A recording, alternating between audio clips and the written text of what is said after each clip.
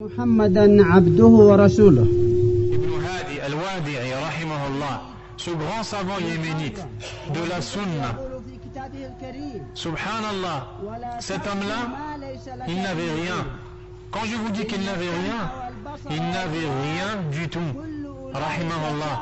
Il est arrivé dans son village, Al-Wadi'a, dans sa tribu, et il s'est assis après avoir étudié, après avoir vu la gravité du shirk, la gravité de la bid'a, la gravité du mal. Il s'est assis dans cet endroit-là où Allah Azza wa Jal nous a facilité d'aller, l'imam Ibrahim et moi, grâce à Allah Azza wa Jal. Il s'est assis dans cet endroit-là et il a enseigné aux gens.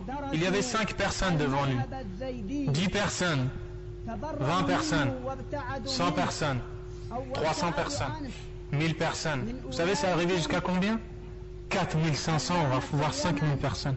Et les gens, ils venaient de toute la terre pour aller chez lui. Et il a enseigné à ses élèves, ne demandez rien aux gens. Et wallahi, on les a vus, ce sont des gens qui ne demandent rien aux gens.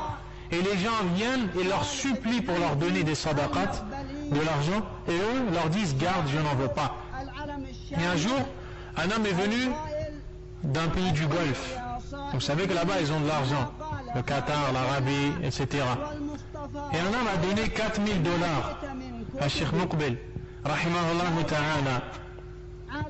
Un homme est arrivé, il est rentré chez le Sheikh et il lui a dit, voici une somme qu'on te donne.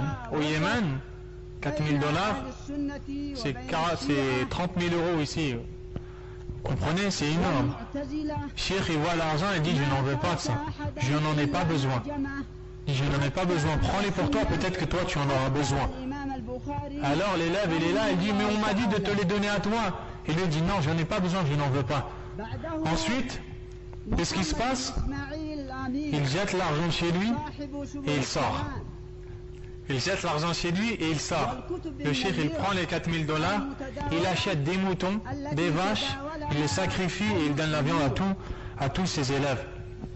Cheikh Al-Uthaymin rahimahullah ta'ala, un jour un homme arrive et il lui donne la clé d'une voiture, un 4x4.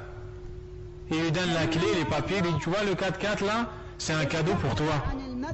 Le cheikh, il prend la clé, il ne se soucie pas, il n'en veut pas de cette voiture. Lui, il est dans l'ilm, il est dans l'iman, il est dans la foi, il est dans la science, il n'a pas le temps de ça. C'est la dunya pour lui. La dunya, elle est en dessous de ses pieds.